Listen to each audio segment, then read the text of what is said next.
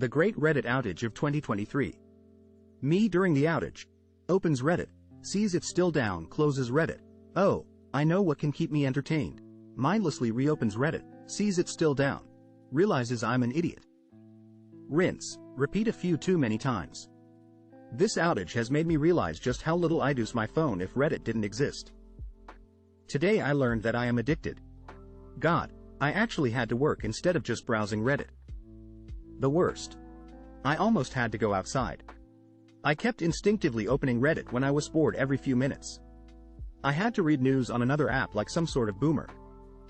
It was awful, crying disappointed. What's the hardest thing for you to comprehend about the American culture? You Americans seem to have both the smartest and stupidest humans on earth coexisting in your country. Entree means main course. Having to tip almost everywhere. It definitely makes sense at some places, but feel like we have to tip at the most random of places these days. Americans love French fries, cheese, and gravy, but poutine never took off south of the border. Always found that odd. You are allowed to drive a car at 16, own guns and sign up for the military at 18. But alcohol, behold the devil's liquid, is only for 21 plus. Water. Why are Americans so weird about water? I've lived here for 20 plus years and it still makes no sense, Tome. So many people will drink Coke or juice or Gatorade all day. And if they do drink water, it needs to be ice cold or flavored with Mio or some hit. Like just drink the ucking water. People say, oh, I don't like water. The UCK, do you mean? Do you also not like breathing air? Do you breathe in Febreze all day? Zero tolerance rule. Who came up with that hit? The victim is the one who is ucked. Either he gets bullied or he gets a penalty for defending himself. Hearing the bald eagle screech every time I unwrap a slice of American cheese. Lobbying. Legal bribery. What the hell? Also, why do you have to do your taxes? If the government, in the end, knows if what you paid was what you actually owed, why not just tell you? A lot of people follow and worship politicians like their gods, flags and all that hit. In the UK it's universally acknowledged that we hate all politicians pretty much equally. Why they don't include tax in the total price of something? Just include it and make life easier. I don't want to have to do maths every time I go there and buy something. How dental and eye care isn't included in health insurance. Super rich televangelists like this Kenneth Copeland I learned about on Reddit. MDDYY. Private health insurance that is tied to your employment. And sucks. And yet 50% of the population vehemently defend. The biggest challenge for me was sales tax. Unlike in some other countries, sales tax is not included in the listed price of goods and services in THEIS. Additionally, the sales tax can vary from state to state anywhere from 0% to over 10%. School mascots. Where I live, we just have teams and just play matches against people. In America, it's all like, go Easttown Eagles. OOGACHACKA, and there would be some person in a cheapo eagle suit spinning a basketball on his fingers or something. You would have a full dramatic cheerleader dance off before your match. We just shake hands and stare at each other. Having 2 weeks vacation, or no PTO for most. In my current country you have to take 2 weeks of mandatory leave in a row. Including public holidays, I get about 7 weeks vacation a year. How caring about other people is a political stance and not just common decency. Entering America from Canada is strange. Immediately I see billboards about abortion and religion law. Canadian here on spring break in Florida. I can't get over the baseline. I don't know how to say it, baseline education level. There are smart people, but there are also completely uneducated people. Like, the divide is massive. How there is no federal guarantee for things like PTO, sick leave and paid maternity leave. Edit. I am from the USA. As far as I can find, no state guarantees it either. There are laws on if vacation is offered and regulations surrounding that. But no state says you must offer a minimum amount of PTO. Edit 2. By PTO I mean paid vacation. There are several states with requirements for sick leave.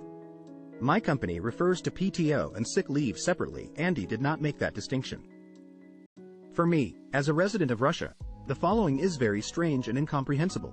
Walking in shoes at home, eating large meals in restaurants and stores. An overly consumerist lifestyle. Saying hello even to strangers and complimenting them. We rarely do this, we are often shot. P.S. I have nothing against Americans. You are great people. American here. I still don't understand why we can't just try something outside Republican or Democrat. Everyone always acts like the two-party system is great, but nobody is ever happy with the results. Edit. Rip inbox. Thank you everyone for your interactions. How casual debt is. How easy it is to take loans and credit cards out in other people's names without their knowledge. Your healthcare system, so complicated and expensive. And people going bankrupt because they get sick. What bullshittery is this? The widespread prevalence of completely unnecessary non-medical circumcision in infants. Is it something to do with the country's Puritan origins? Were they trying to prevent masturbating or what? I don't get it. As a general rule, it's how fucking lovely Americans are. There's more of a culture of being effortlessly welcoming than I've seen elsewhere. I emigrated and have never had an ounce of hate. It's been the opposite. People will be nice, won't cross the line when it comes to banter, are really careful not to offend and will offer you their spare room when you visit. And it's all done with a confident, optimistic smile. Edit. And now some gold. Thanks, mate. Tipping being for some reason seen as mandatory, to the extent that people say if you can't afford to tip 10% or more then you shouldn't even go out. Edit. People assuming for some reason that I'm American? No idea why I would be writing this comment if I was American. I'm not, and that's why your culture that expects customers to pay waiters, instead of the restaurants paying them properly, is subtly ucking insane to me. Edit. Learn from this comment that in much of America, servers do not get the minimum wage and literally rely on tips to afford food and housing. This is news to me and I'll be a lot more considerate of American servers now that I know. Ehud assumed that it was like most countries. The waiters are paid a standard wage and get tips as a bonus, which is why I felt that it was entitled to expect a large tip from every customer. So my new answer to the original question is, I can't comprehend how American servers are paid well under minimum wage and it's treated as normal. I speak as a Latin American. Just setting that down in the table, I don't get why people think that using something from my culture or showing interest of Latin culture is culture appropriation. I've spoken to a lot of people in my culture about this thing and we all think it's alright. P.S. If you think like this, I would like to talk about it and understand where it comes from. Not mad, I just simply don't understand it. Living to work. How you find the word "unt" so offensive. Serious. People who know murderers, were there any signs that something was off? If so, what were they? My dad would always tell me about the crazy things his work friend would say. Things like how he was going to push his wife down the stairs, or put rat poison in her food. I told my dad that these weren't normal things to say and he should contact the police or at least his HR, but he would defend it saying that was just his sense of humor. He got arrested trying to hire a hitman to kill his wife, which ended up being a cop. My ex-husband and I were together 9 years and had 3 children together. He had his flaws, as everyone does, and there were a few things, like lying, that were an issue in the beginning. But he was a supportive husband and father and a great employee at a veterinary hospital for 7 years. Clients and animals. When our daughter, youngest child, was a few months old, he started having an affair with a coworker of his. Ultimately, it ended our marriage. She had 2 kids from her previous marriage who were very close in age to 2 of mine. Eventually my ex and this person got married and had 2 daughters of their own. 4 years ago he murdered all 5 of them, the new wife and the 4 kids. Literally no one in his life could have said they saw anything indicating he would ever do something like that. A former coworker tried to murder his girlfriend and spent some time in prison for attempted murder, got out, moved to Florida, and promptly murdered his new girlfriend. Dude was ucking red flags up and down. Needlessly aggressive over small matters, insanely prideful, and willing to argue about basically any disagreement. None of the women I worked with were comfortable around him, and some straight up called him dangerous and wouldn't be in the same room as him. We worked an office job and he actually thumped highskist at me with his fists yelling about seniority. He ate some of the first girlfriend's face while stabbing her in the chest multiple times. She tried to get him to be kept in prison, and to warn his new girlfriend, but he dismissed her as crazy, and, blowing things out of proportion, he cut the second girlfriend's throat because he thought she danced with someone else. One of my former coworkers decided to shoot a house all because a dog was barking in the backyard of a different house, went on a shooting spree killing the entire family except for the infant that was on the second floor. Only thing that was off was his drinking problem. For 4 years I worked 4 desks away from someone who was arrested and convicted of a 32-year-old cold case murder. Dude was an SS hole but didn't give off murder vibes. The general reaction was, huh, I hope his replacement is less of a ick.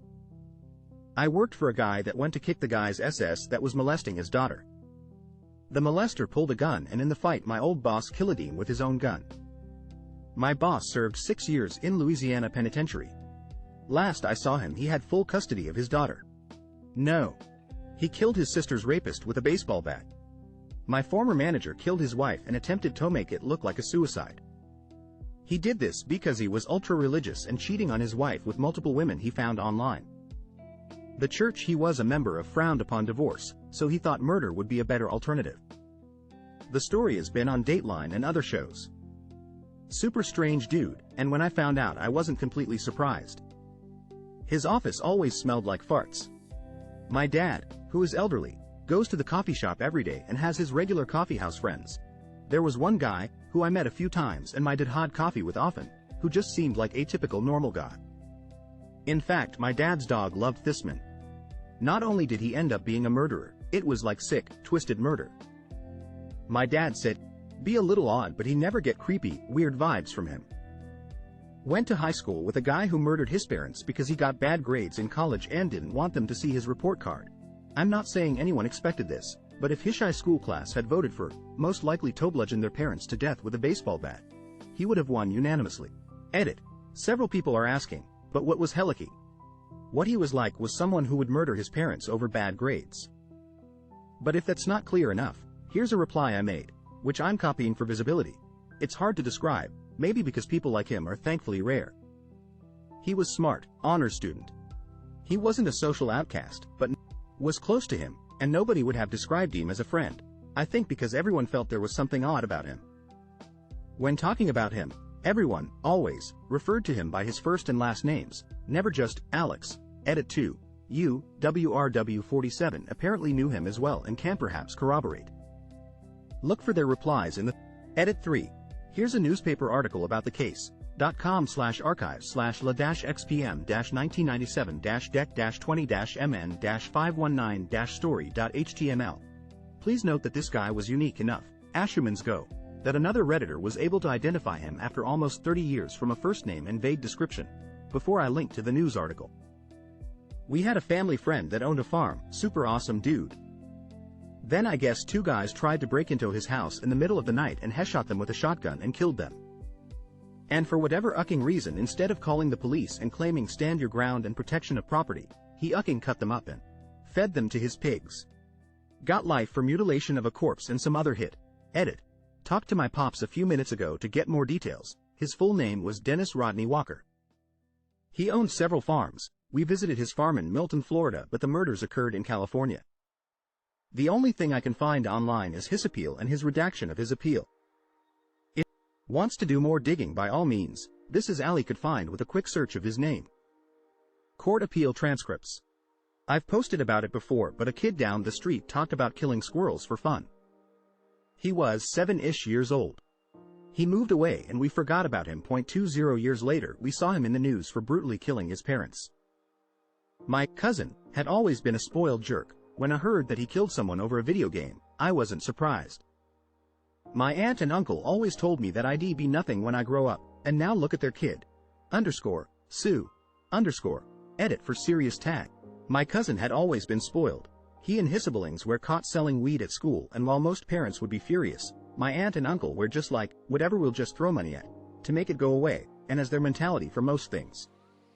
My cousin who murdered never had consequences growing up. I knew of him getting in fights and his parents being victim blamers, i.e. how could the person do this to our son kind of deal. While my family wasn't shocked, is a bit unnerving. Knew a girl as a freshman in college who was mean, obviously mentally unstable, and not too bright. When her fraternal twin sister fell in love with a good friend of mine, she became enraged with jealousy and could not let it go. Her sister begged her to get help, and there was a huge blowout in a hallway on campus where my friend had to intervene to prevent his girlfriend from getting stabbed by her sister. The police were called to campus and she spent a week in jail before her sister decided to not press charges. Her remaining friends dropped out of her life because of her actions and unwillingness to get help.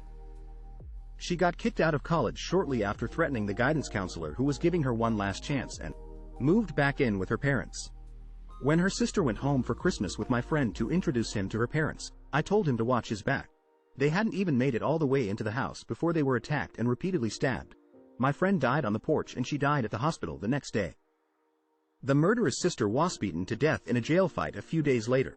I met their older brother, who I didn't even know existed, at the funeral for the good sister. He said he had gone no contact with the family years before for his own protection because his parents refused to do anything about the mental health problems that his little sister always had, even as a small child. Rip Derek. Miss you, buddy. I spent a lot of time at a friend's house when I was 6 to 9 years old. He had a brother who was like 3 years older than us, who I remember as being generally nice, but I have one weird memory of him absolutely losing his hit when he tried to teach me and his brother to rollerblade and I couldn't get it. Like throwing things and weeping uncontrollably. When I was in high school, found out that he had joined the military, and while he was deployed he got court-martialed for killing civilians and keeping body parts, fingers, ears, as trophies. I don't know a murderer, but I know a guy that ended up being convicted of kidnapping and raping little girls, some as young as 6. He's doing life in prison now. I dated his twin brother and lived with them both in college. There were definitely signs. He was super into hardcore porn and would have watching parties in the living room. There was a rumor around school that he raped a girl and videotaped it. And he was also very touchy-feely with me and every girl I knew. He even tried to trick me into thinking he was my boyfriend once, but I could tell them apart by smell, as weird as that sounds. One of my uncles murdered his wife. He was out of jail by the time I was a kid. Yes, there was always something off about him. My mother told me he was always violent and had a sadistic streak he liked to make people afraid. He mellowed out as he got older, but he was always a user and always looking to take advantage where he could. Pretty sure he was a sociopath. My mother had a lot of siblings and he was the only one like this. 4 people I knew as kids went down for murder.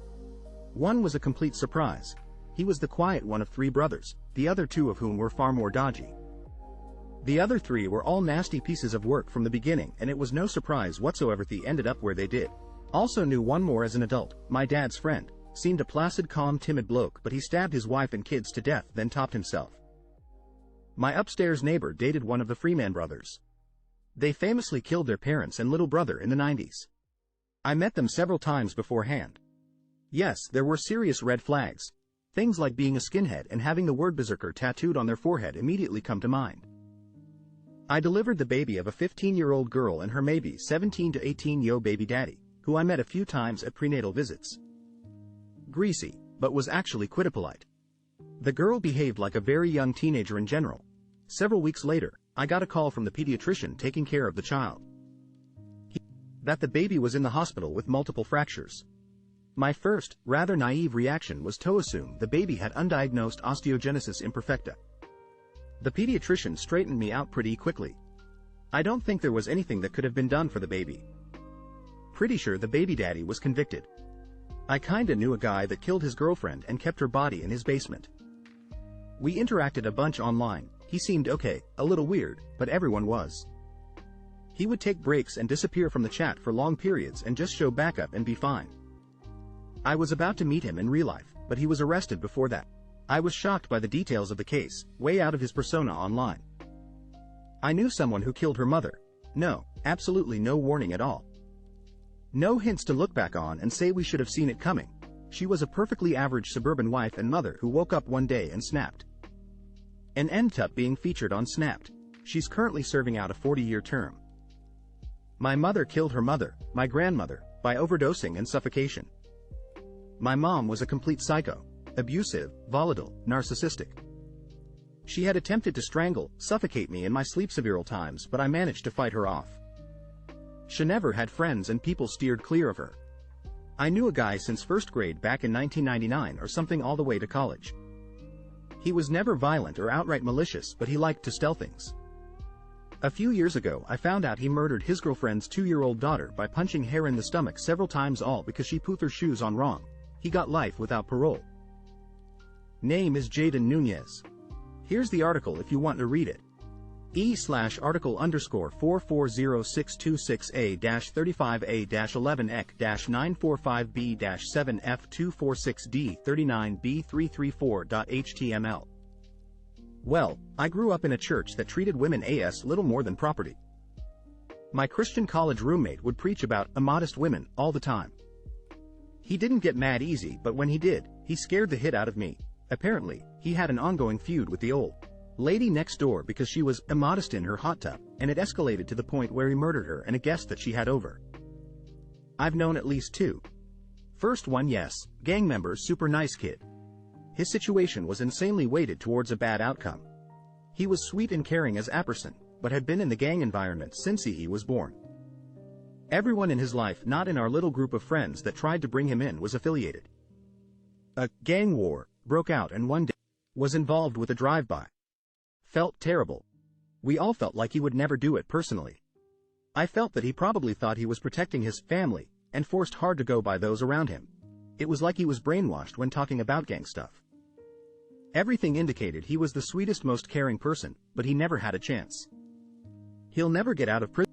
The second there were no signs, he supposedly snapped and beat up an SS hole at a bar, both drunk. The other guy died.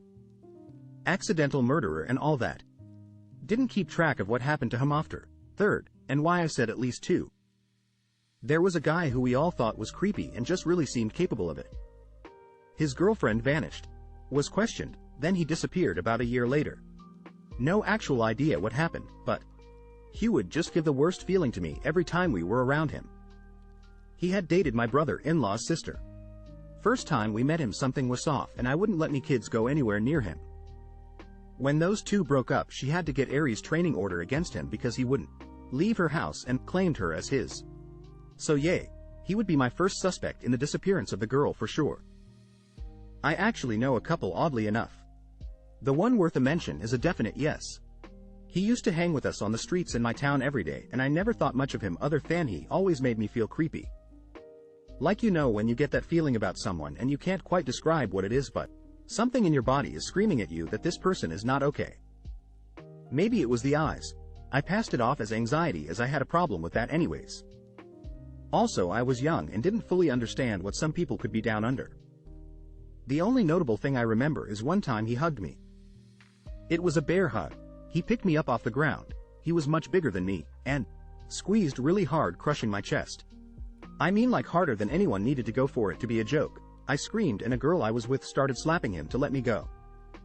When he dropped me, he laughed and passed it off as a joke. I had a bruise for weeks.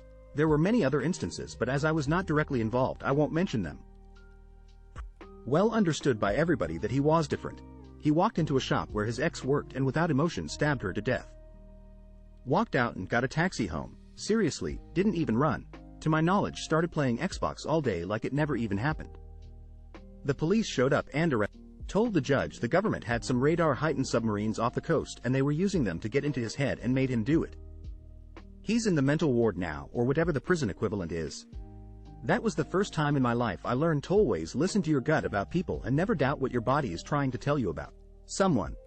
Kid I went to school and knew murdered his girlfriend in a tent. He was a very weird, creepy dude who walked up to me once and licked my eyeball, or tried to.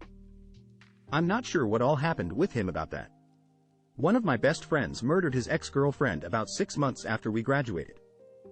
There was some signs, but most you could write off as something else, like, oh, he's just a risk taker, or oh, he's just emotionally immature.